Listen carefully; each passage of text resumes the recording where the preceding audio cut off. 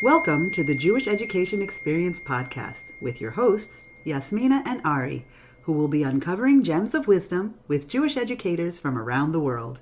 To our audience, thank you so much. We really appreciate your support, and we appreciate you sharing our podcast with others also. Please consider supporting our podcast financially by contributing via Zelle, jewisheducationpodcast@gmail.com, or by joining our Patreon community, www.patreon.com/Jewish Education Experience Podcast. And to all of you Jewish educators and students of Jewish education around the world, chizchu ve'imtzu. May you be strengthened and encouraged in your holy endeavors. Please remember to hit that subscribe button so that you'll be notified whenever we post a new video. The views, thoughts, and opinions expressed in this podcast may not necessarily be those of the hosts. Our guest today is Rabbi Ilyse Kramer. Rabbi Ilyse is a long-term educator and former director of lifelong learning at Gesher, which is here in Harrisburg, Pennsylvania. And she currently is the director of Kesher Connection at Columbia Jewish Congregation in Columbia, Maryland. She has extensive education experience with both children and adults, and she really has a way of connecting with people. And so, hello, Rabbi Ilyse. Welcome to the podcast, and thank you so much for joining us today. Thanks, Yasmina and Ari. Thrilled to be with you both. Thanks for the invitation. Really, it's our pleasure, and we're glad that you're able to join us. So we'll dive right in here. Will you please tell us a little bit more about yourself and how you began your educational journey? Sure. So I would say that, some pivotal times in my educational journey began when I was a young kid attending Beth Shalom congregation in Elkins Park, Pennsylvania. It's where I grew up and where my family belonged for many, many years.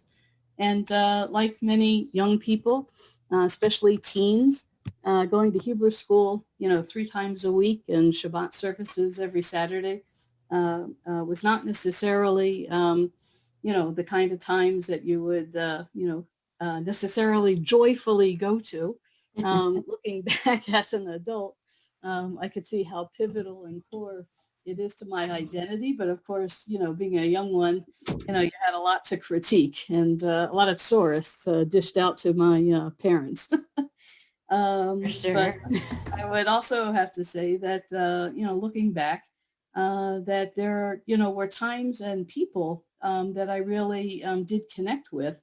And I could talk a little bit about that, next in relation to, let's say, educators that I admire. But Elkins Park was certainly the place where, as I, got older and came back to the Pennsylvania area for graduate work at Temple University and the Reconstructionist Rabbinical College, education was a main focus in both of those both of those pursuits. So at Temple, I had already started a master's PhD program in educational philosophy, and then later applied to rabbinical schools.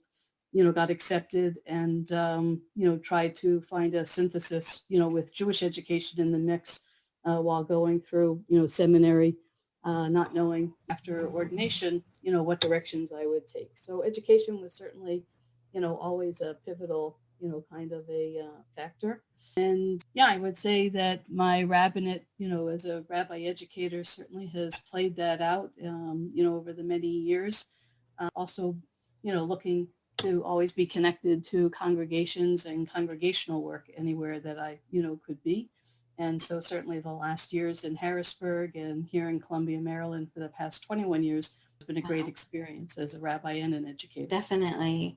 Have you always been involved with educating both children and adults? Did you just start out with children or just adults? Yeah, I guess the beginning times were really, with children and then eventually family education. And then I guess after that, adult education. The Beth Shalom connection from my family actually was connected when I was a rabbinical school student teaching in the Hebrew schools was pretty much expected to be able to kind of get your feet wet, so to speak, in the classrooms. Makes And sense. I was lucky enough to get positions early on again at Beth Shalom. And I noted again because for me, as a young rabbinical school student, of course, you come with, bright eyes and, your bushy tail, knowing, you're going to rectify, all of those things. And For your sure. students are not going to go home feeling, oh, no, I have to go to Hebrew school. It'd be exciting and fun and interesting. And then I got placed with seventh graders. Oh, goodness. I had one of those, wake up moments, in terms of things. And, that challenge was really a very good one. I mean, it was They sixth really grade. threw you in there, huh? Right. So I kind of got thrown right into, the thick of it. But it reminded me of, one teacher in my experience that really was pivotal. And we fondly, joked about him as Mr. Rogers.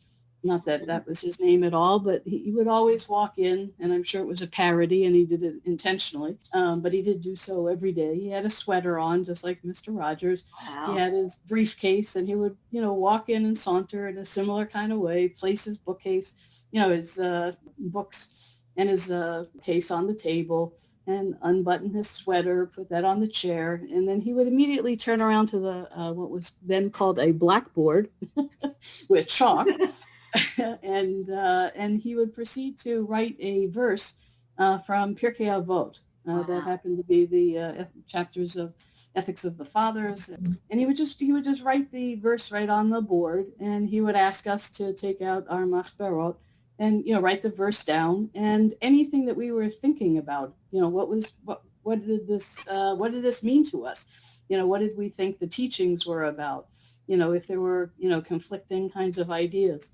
And I always give a lot of thanks to our pseudo Mr. Rogers, because it really taught me in a very poignant way that the best way to reach kids and adults for sure, but the best way to reach kids in particular that way is to ask them what they think, Right. to give them content that is meaningful, or it makes people think and talk about things. And invariably talk would also have different people have different opinions, and from there he was really able to kind of place us right in the middle of a conversation, and I was always very, very thankful for it.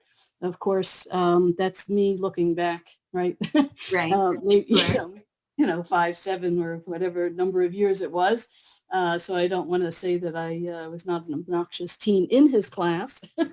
I'm sure I joined in, with the others at times. But I remember just always feeling like there was really something there, and that was really important to me. Wow. Would you say that he was an educator that you admired? And if so, were there other educators also that you admire? Sure. The ones that really stand out are the ones who really achieved and really honed the skill of just telling a compelling story.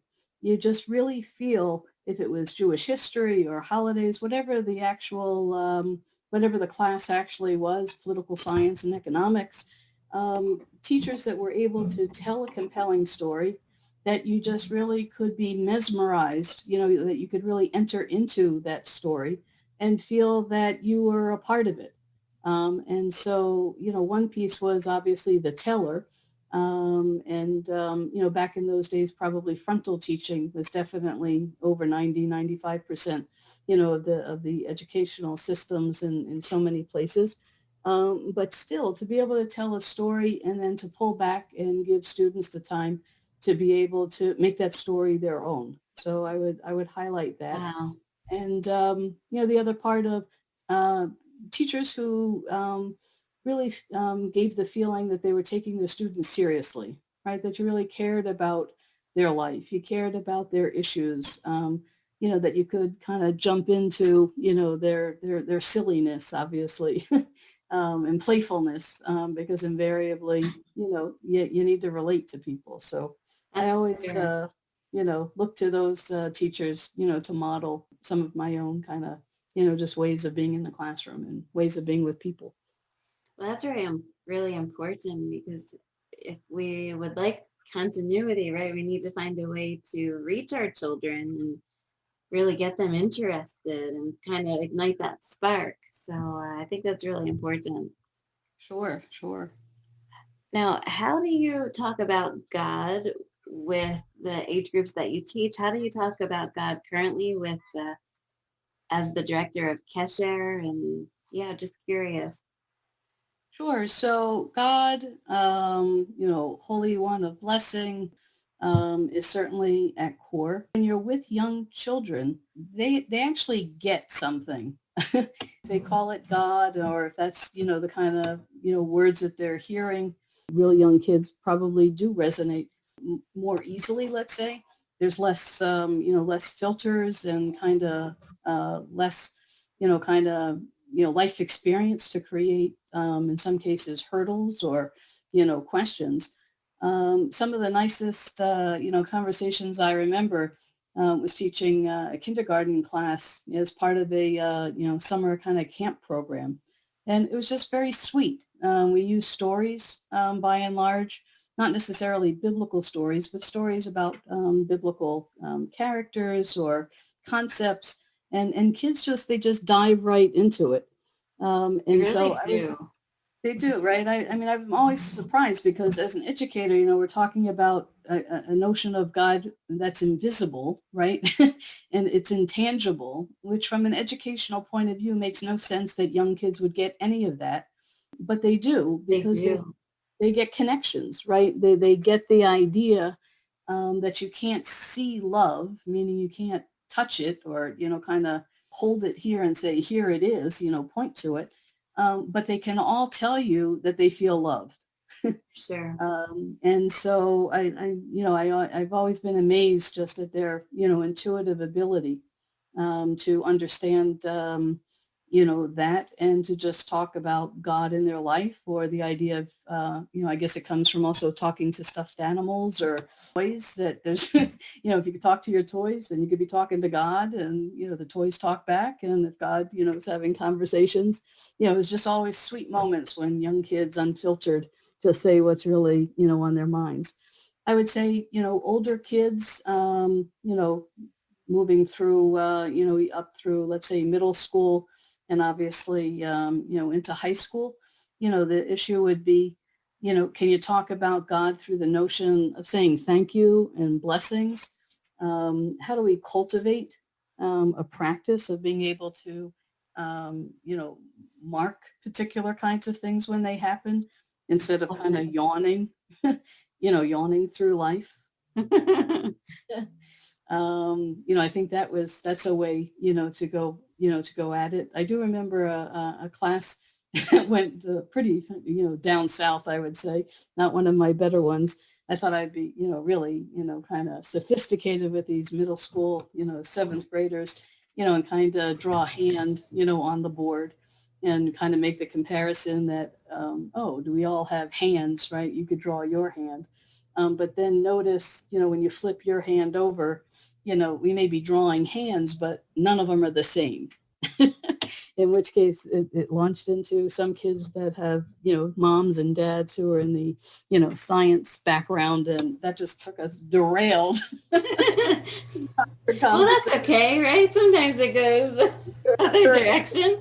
But basically, everybody was looking at everybody's hands to say, oh, where's your love line? And how long are you going to live? And I was like, oh, they. So, some of those times, you can think that you're being clever. And I think I developed, kind of a knack to say, you always have something else in your back pocket to kind of bring things, full circle, or to bring it back in, a different way. We totally learn those skills in education. Sure. And I would say that the more fruitful conversations with middle schoolers and high schoolers, is the ability to let them ask their tough questions.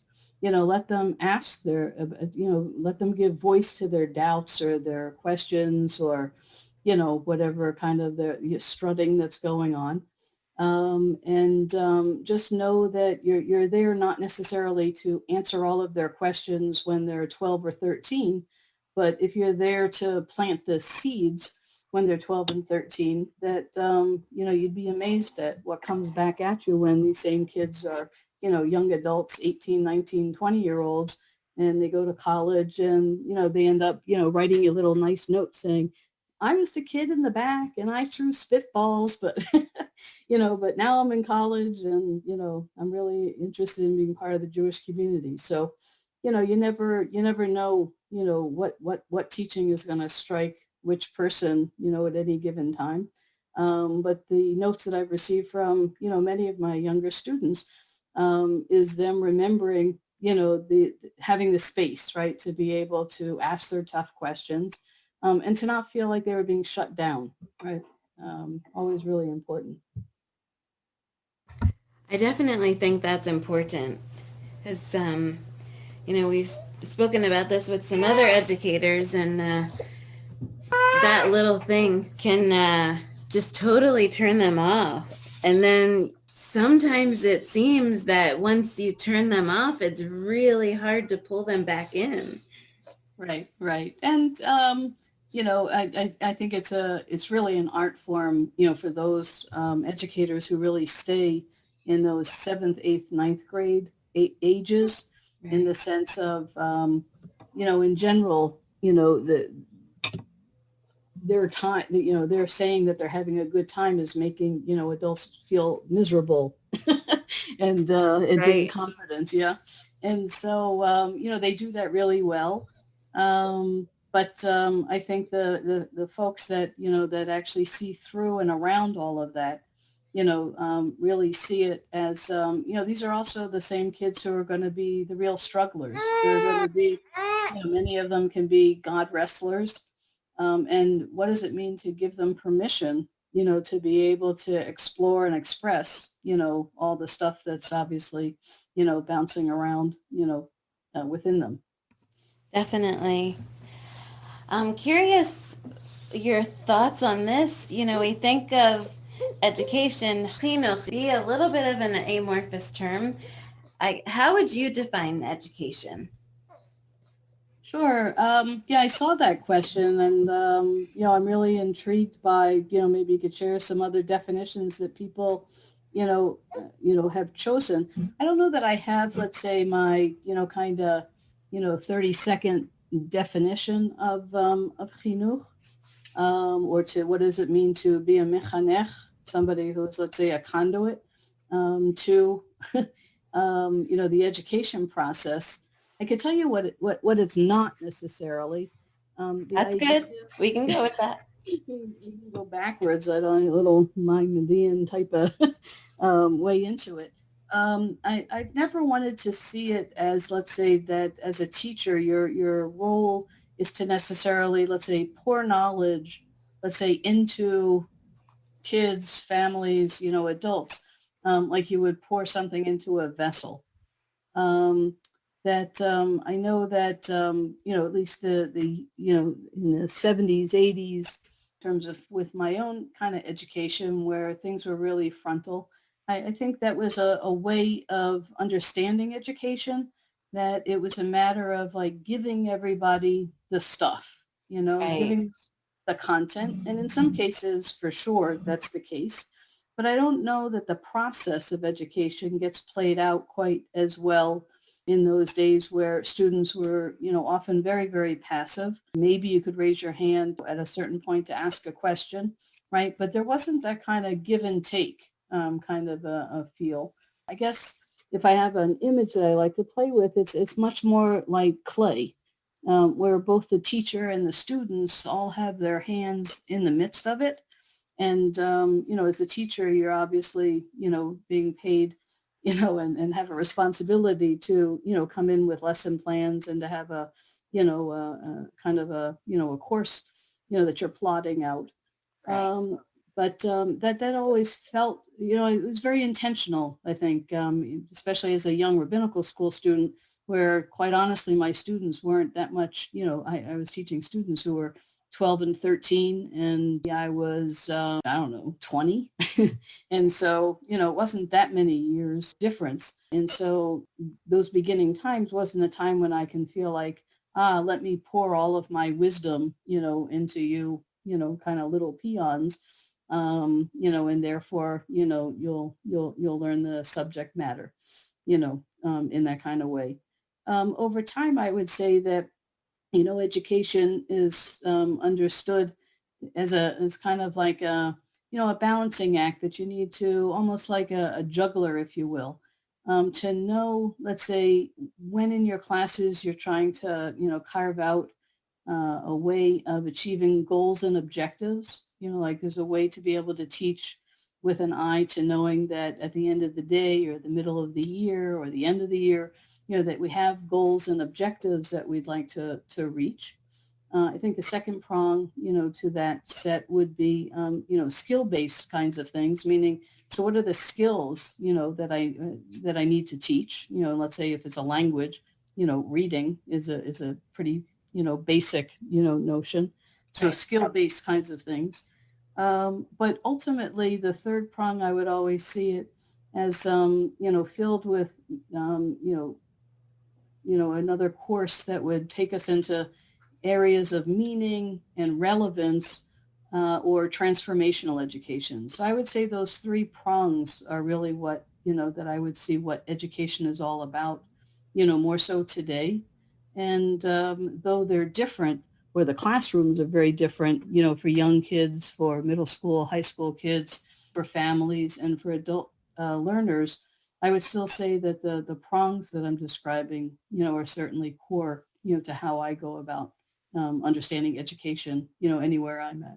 Well, it's interesting you started off with the filling their minds like a receptacle, because we interviewed a few other people also who said similar things, the same thing, that it shouldn't just be us, feeding them all of this knowledge and just expecting them to fall in love with it and fall into it, but instead really engage with them and get involve experiences. And so I really like that you mentioned that also.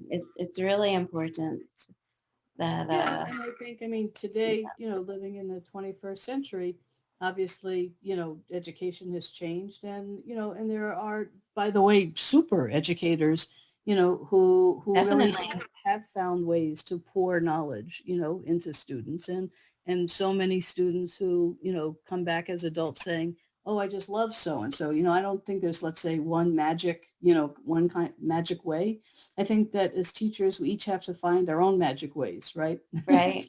Our own kind of, magic recipes that, when you blend it all together, that it works, that it works well, and that that, at least for me, there's a two-way street, and that as a teacher, you're changed by the experience. You're changed, even in my role as a director, let's say, you're changed by the people that you're encountering who are the teachers in the classroom, right? For That you need sure. to work with people and not necessarily just say, oh, here's a curriculum, I'm pouring it into your hands, take it home, and then run with it.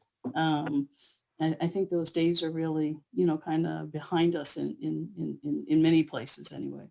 I think so. The experience is such a big factor, yeah, in really establishing that connection. So it's good that we don't have that, forward facing model that it used to be, where the teacher just lectured the whole time. So it's good we're moving in another direction.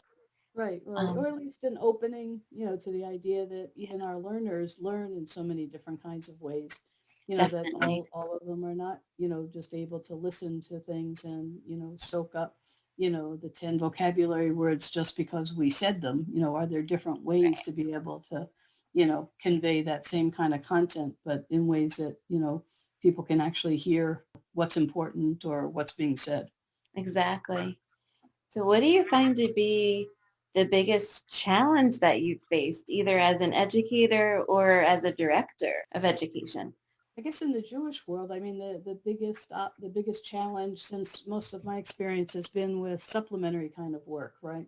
I think the same thing that was a challenge when I began is still the challenge today of how do you make something that's so important like Judaism and Jewish identity and all of the stuff to learn that really animates our lives as Jews when everybody knows that it's supplemental? You know what I mean? It's an addition Right. to so many of the other activities that our kids are pulled in really great creative directions as well. That challenge of, how do we convey that, this really matters to you in ways, that are different than, getting good grades, and what schools do you go to, and, kind of moving up that kind of linear ladder, so to speak, that you still hear, students and parents still talk about sometimes. I think that's a challenge. I think just the moving through the times. I mean, obviously going through an entire year plus of COVID.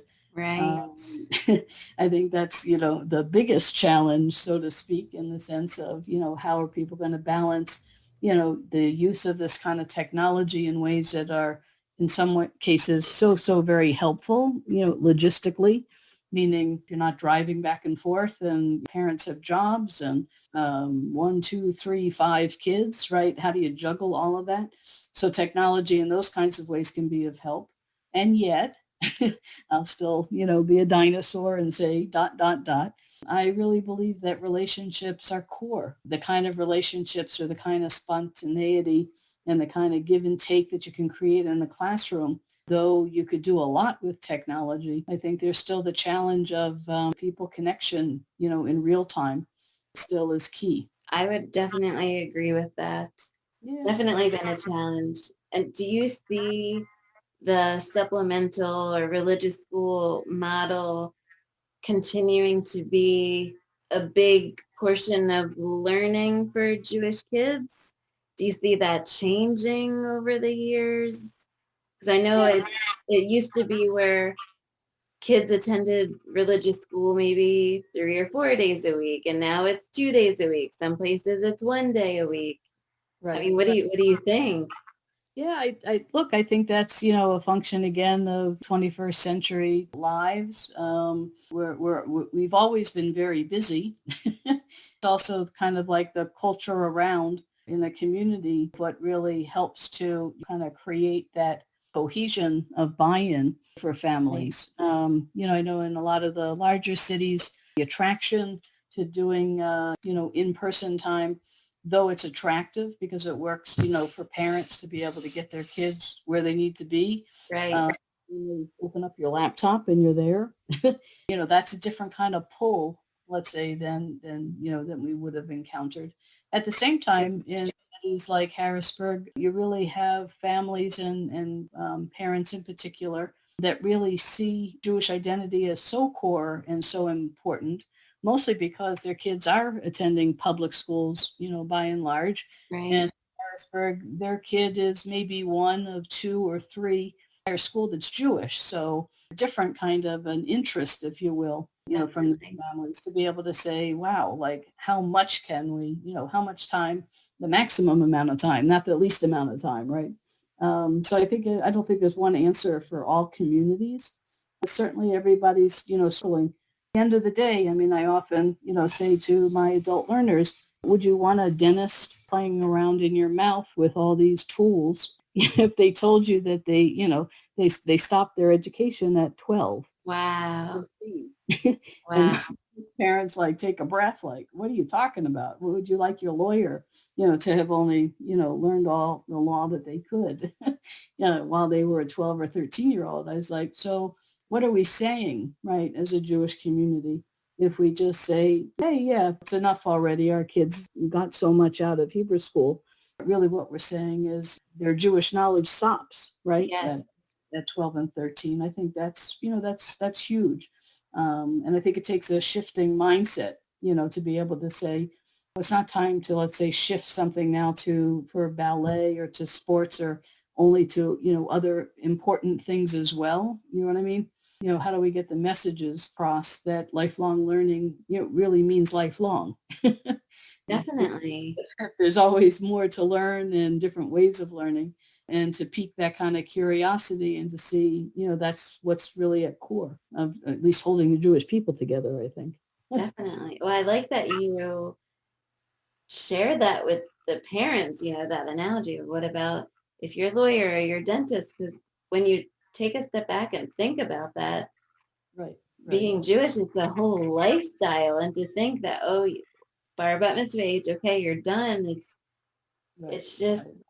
no, there's so much more than that, that you can continue learning. So hopefully it clicks for parents when you mention that to them. Yeah, some do, Some and do. like their teenage, counterparts. Some roll their eyes also. Right. But, Yeah. but if you meet up with adult learners who definitely drank the Kool-Aid and see that lifelong learning's really transformed their lives or found a place for them to be able to talk about important and complex issues, of being adults in the world, it's very powerful to listen to people who say they're lifelong learners and buy into it, not because you have to or your parents make you, really because you love it. Right. It's something that, that animates you and you just can't stop. For sure. So with all the challenges, I mean, what motivates you? How do you stay motivated to continue? Sure, I think go back to the idea that how lifelong learning animates our adult learners and those who, drank that Kool-Aid, so to speak, that I think, as our, for ourselves or for myself in my life, lifelong learning is exactly part of that journey. And it's not only about, let's say, the schools that you direct or the particular classes that you're teaching at any kind of time, but also what's your learning journey for yourself or for groups of people that change over times. And if Right. we follow the cycle of the, of the holiday season, it's not like, oh yeah, it's Rosh Hashanah again, time to do A, B, C, and D. The idea would be more of a spiral that we're turning back to Rosh Hashanah, Yom Kippur and Sukkot, but hopefully we're not the same as we were right the year before. Exactly. Yeah, and I think learning and having your own interests and your own path of learning on a regular basis certainly feeds that. I guess a second piece I would highlight is, the relationships and connections that you make and that you're able to build over time. One of the, beautiful gifts of being in communities. Harrisburg was only for 4 years, but other communities that I've been at, here in Columbia for 21 years and teaching, in the greater Baltimore, greater Washington areas, that some of these groups we've been meeting, together with different topics, but similar groups of the same people, in some cases for, 10 years or more. Wow. You just, the power, right, of knowing people in different ways can't be downplayed. That's true. What advice would you give to new educators who are just beginning their journey in the field? Yeah, I think that, I would give the similar advice than my first educational director at Beth Shalom basically gave me a pile of books, in terms of in connection with the classes that I was teaching. But then she also gave me a sweatshirt that said "Be Torah." Wow. And I think, when she gave me the pile of everything, I looked at her and said, like, what's the deal here? It doesn't say Beth Shalom or teacher or anything. It's like, be Torah. But I think that she was exactly right, that, she wanted you to question. She wanted you to, be curious. What does it mean to not only, let's say, teach text, but what does it mean to, become a text, right? Right. How do you become, a living piece of that chain of tradition?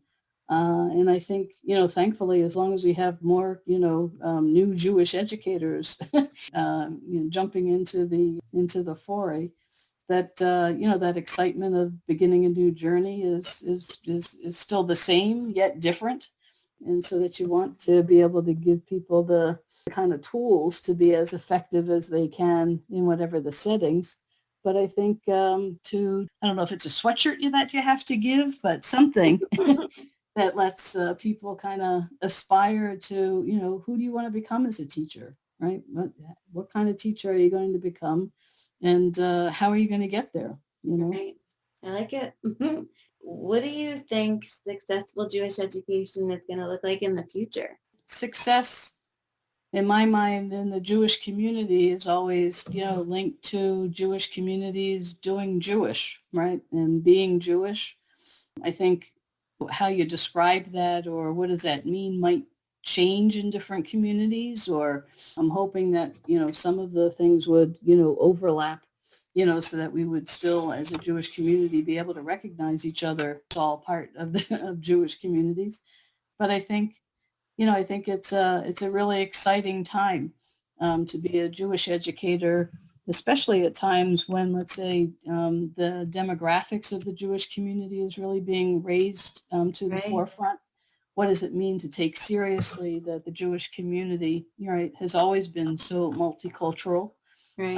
How do we kind of adjust and catch ourselves, if you will, in times and places when you take a look the overall curricula, if you all of a sudden say, whoa, this is really feeling, very Ashkenazi, Western European type of things. I think all of those things that kind of burst onto the political social scenes, let's say in America anyway, when done well, I think that it helps us with the relevance that Judaism has something to say about those things in our educational, kind of settings.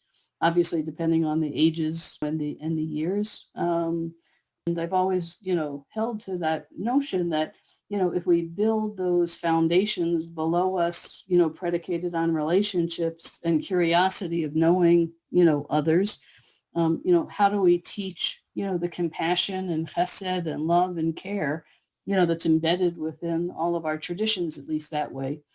Yeah, as a point of connection.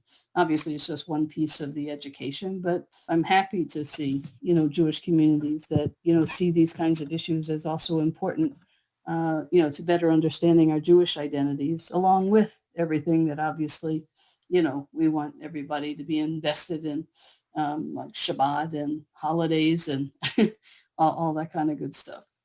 Definitely.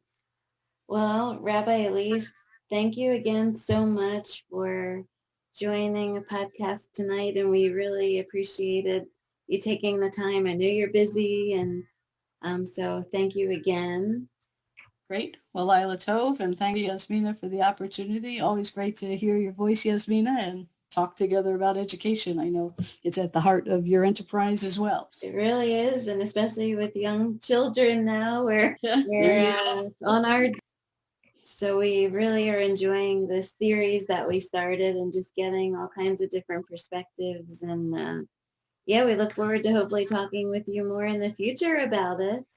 Sure. And thanks again. Yeah, the podcasts I've listened to and saw on your website look great and really quite interesting. So again, thanks for inviting me into the mix. Our pleasure. Thank you so much and have a wonderful evening, and we wish you all the best.